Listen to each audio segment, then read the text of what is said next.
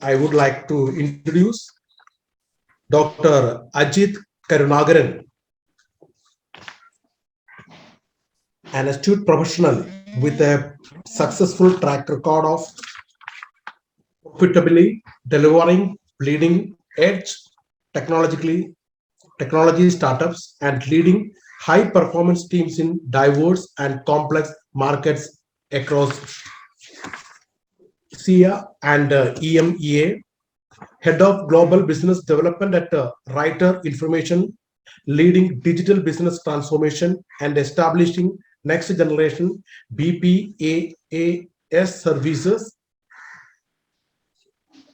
And he's a Writer Information, Mumbai, India, Senior Vice President, Strategic Accounts and Group Development, Business Development person.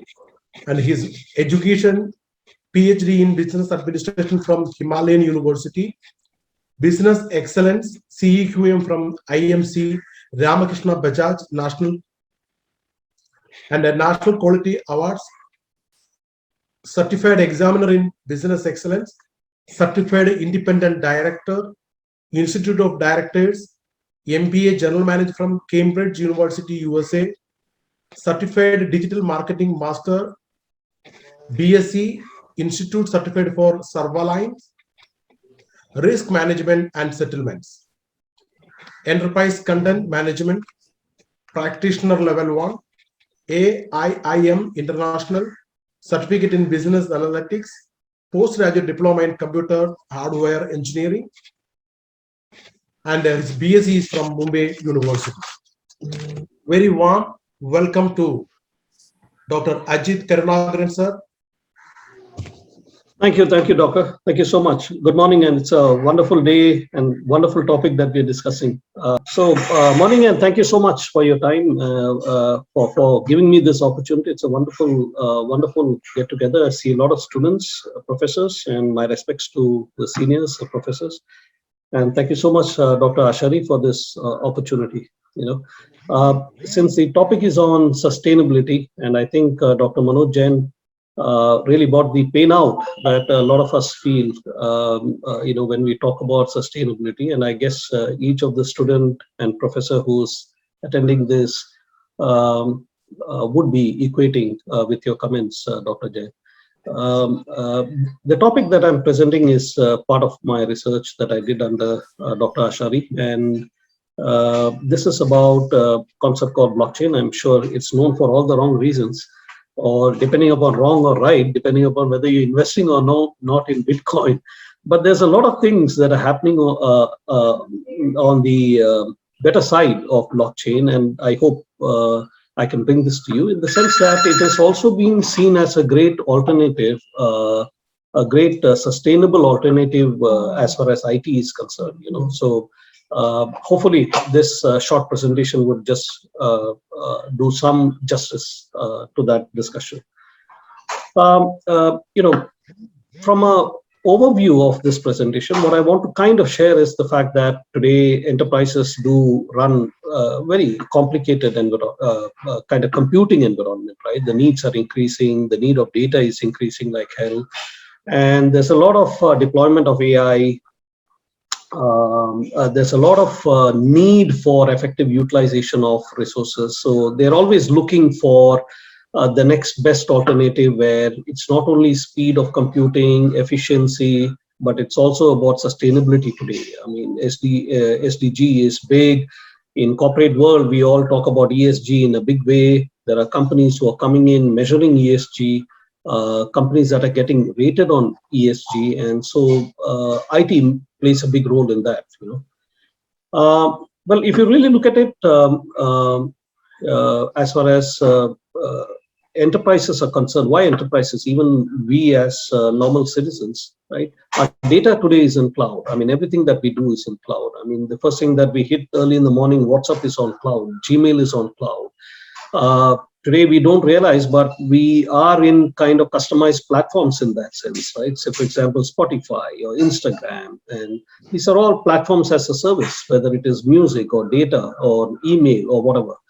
And so, in that sense, we are in a world which is more of a tightly knit client-server computing kind of a environment where, despite all the redundancies that we build in, the kind of data centers. I mean, if you see, Mumbai is now the capital of data centers in India.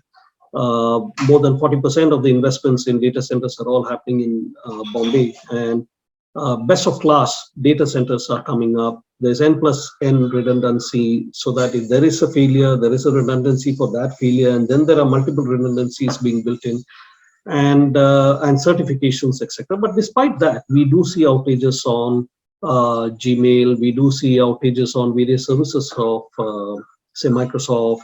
The hacking that is happening, right? So issues are there, but we today have a very efficient data in cloud environment for sure, right? But then it has its own challenges, right? Every government is today looking at data localization, and what it means is that enterprises like us who give services for banks and others, we have to ensure that those laws are adhered to. We ensure that the data is within the geography, it's not outside, right? While we do that, we also have to ensure that the search capability, the speed, efficiency, etc., is maintained, right?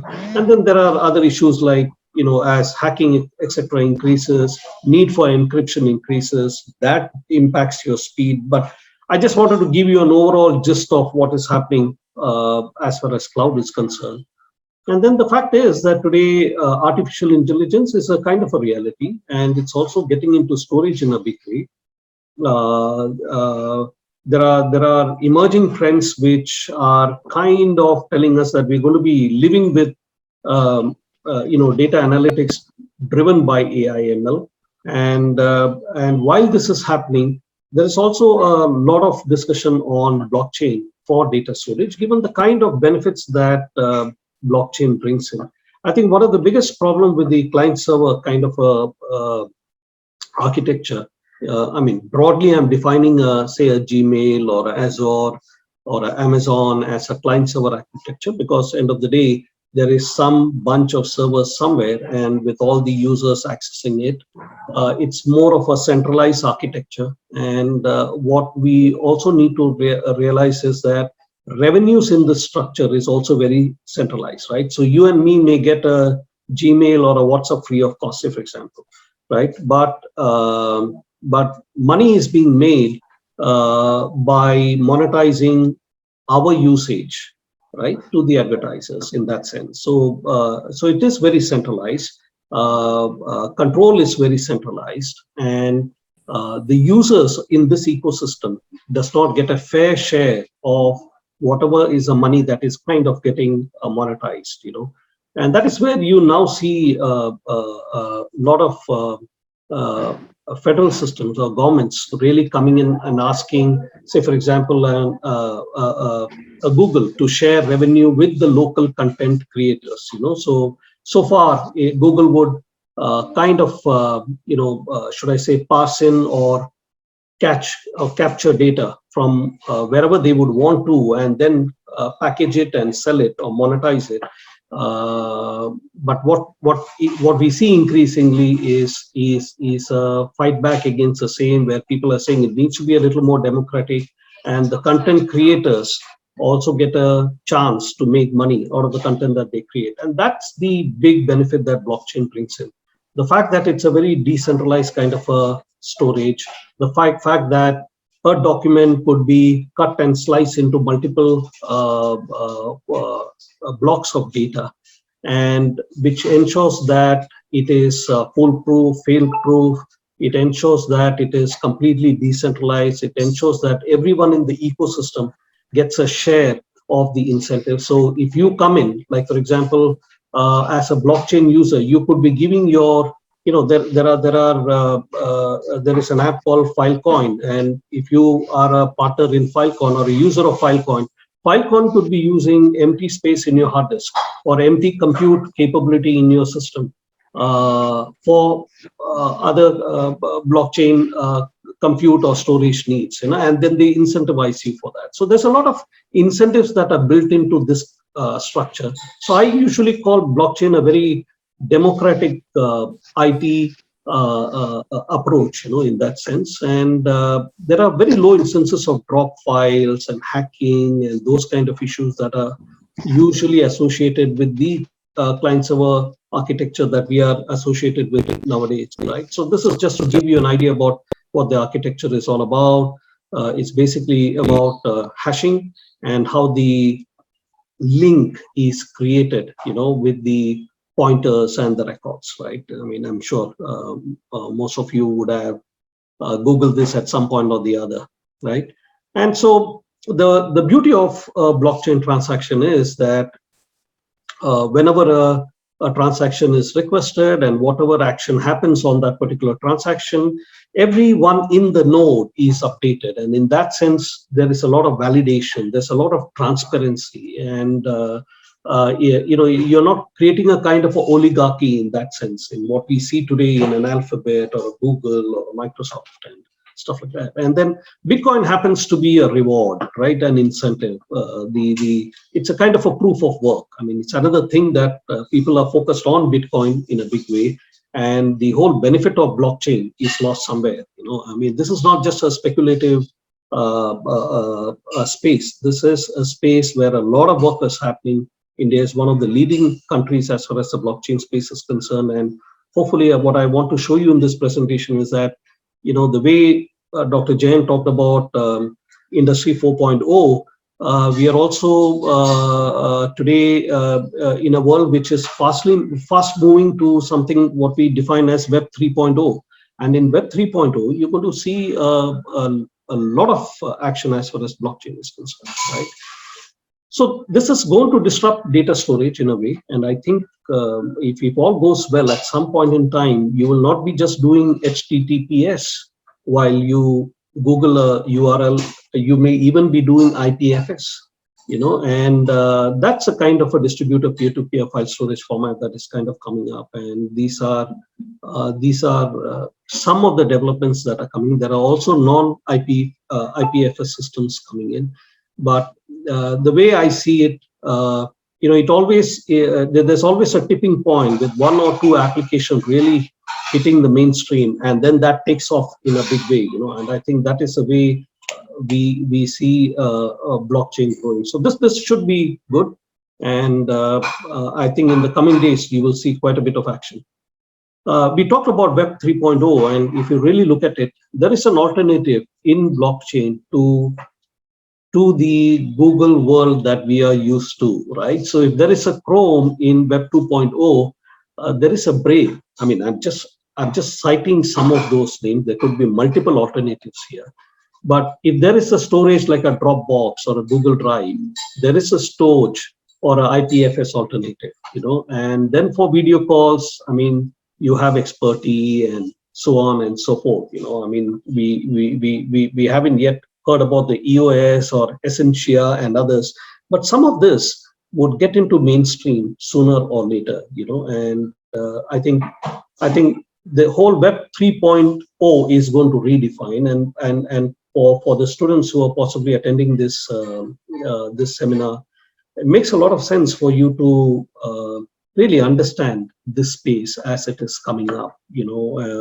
It will make you better prepared, especially guys who are in IT. It will make you better prepared. Will you believe it if I tell you that an Ahmedabad is possibly one of the blockchain capitals of India? I mean, most of the should I say, software talent is today in Ahmedabad. I mean, it used to be Noida at one point in time. So in that sense, blockchain is changing the face of IT as we know it, and whether it is encryption or data ownership, distribution, data localization, Web 3.0 would be very different to what we know today, what we know the IT landscape to be. So don't be surprised at some point in time, maybe 1 year, 2 years down the line, you get up early in the morning and don't go to WhatsApp first, but go to status. It's possible. And why status? Because when you upload a photograph in status, when you forward in WhatsApp today, you don't get incentivized, right? People keep using yours you don't really get incentivized. But in a kind of a loosely defined way, in status tomorrow, if you are forwarding a good data and that kind of benefits a lot of people, you could really get monetized by that. I mean, if I'm telling you early in the morning, you can get up, watch your messages, and make some money before you have your breakfast, wouldn't you want to do that? Or would you still want to be in WhatsApp? So it's a matter of time when these applications really kick off and you see it really coming into the mainstream, right? And these are some of the data storage solution. I talked about Filecoin. Filecoin, you sign up as a Filecoin user, and it will use your unused space on the hard disk to store other applications, and you get paid for it.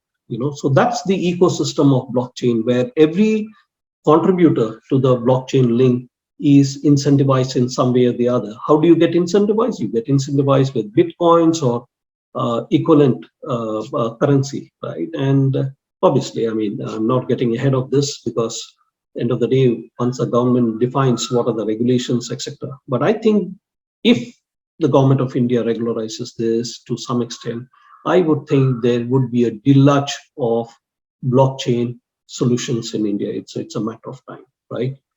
I mean, just look at the ecosystem. It's huge. Whether it is media advertising, whether it is exchanges. You hear a lot about exchanges today because, from an investing point of view, I think if you look at it, there are more people, young guys, who have invested in bitcoins today than in BSE or NSE, right? So that tells you quite a bit about how this ecosystem is growing. But it has its own issues. Blockchain has its own issues. Typically it is known for, it works well for large files. So if you see a lot of applications are around trade finance and stuff like that. The other thing is the beauty of blockchain is the immutability of data, in the sense that once data gets logged into a chain, it can never be, it cannot be muted or mutated or cannot be changed. That is also an issue, especially if blockchain has to be used big time in financial services, then immutability may be an issue. And the other thing is it does require quite an amount of energy as far as algorithms, making of algorithms, making those algorithms work, the processing part, etc. But even though I say these are issues, there are companies like Sophocol and others in India who are at the forefront of driving this to ensure that it is much more energy efficient. The immutability part is also taken care. So there are alternatives coming in, and these alternatives are coming in real fast. So if there are students of blockchain in this group, my request is keep yourself abreast on this on a daily basis, because changes are happening in a big way, right? And like I said, it would be a tokenized economy, the way I see it. I think the simple way to put it is, how about making money on WhatsApp forwards early in the morning? That should tell you the benefit of a blockchain kind of an environment, right? And what it does is to take away the centralized oligopoly in that sense that we have created, right? And obviously, with artificial intelligence built into the blockchain algorithms, it would change the way we handle data. Because today, I think, like what Dr. Manoj Jain said, I think the big issue today is data, right? Today, data is all. And I mean, you look at Geo itself, right? From oil to telecom to data. I mean, it's all about data today. And like the big man himself says, data is oil. You will see a lot of artificial intelligence and machine learning enable blockchain solutions as we go. So for sure, it is being looked at as a sustainable alternative, and I think that was the whole theme of this conference, and more because it is enabling Industry 4.0 that Dr. Jain had talked about. It is all about efficiency, lowering cost, and transparency of data sharing and stuff like that. So because of the fact that everyone on the network is aware of the changes that are happening, there is a lot of transparency. So you will see a lot of projects around initially coming around federal projects, government to citizen kind of projects. That is where you will see a lot of large initiatives coming in, and believe me, you will hear big noise in India very soon. The national blockchain strategy that the government of India has formulated, I think it's pretty aggressive, and that 5-year pipe kind of a framework that they've put in place is very aggressive, and I think you will see a lot of action happening. CDAC is driving this in a big way out of Pune, and there are other institutions, banking and others who are a part of this.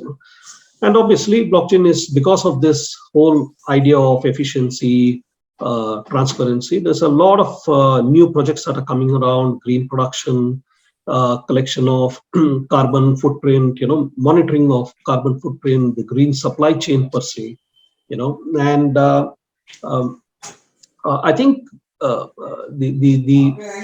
first user, or rather the big adopter for blockchain is the federal government globally. So whether you look at China or US, Philippines, say for example, these are big adopters, and India is definitely on the map, and for right 1.3 billion people, if you need to have a very transparent, uh, incentivized kind of a system, I think nothing better than blockchain, and so if you look at it in terms of a lot of activity or development or research activity that is happening around blockchain, sustainable development is a big part of investments that are getting into blockchain, and I'm not getting deep into the national blockchain strategy, but I guess please do download that. It's a simple 50-page document that tells you how India is going to enable blockchain as a service, for government to citizen services. So everything right from DigiFile to everything that we today know will be blockchain enabled. So as a user, it may not impact you, but you will find that these applications impact you from the way you're using it today. But you will find that the applications are getting more friendly. You're getting incentivized for you participating in it, and that's the beauty of the system. Right. Hope I have been of some value add to the students and the esteemed professors. And thank you so much. If there's any questions, I'll be keen to take it whenever the forum allows. Thank you so much. Thank you very much, Dr. Ajit Karunakaran, sir.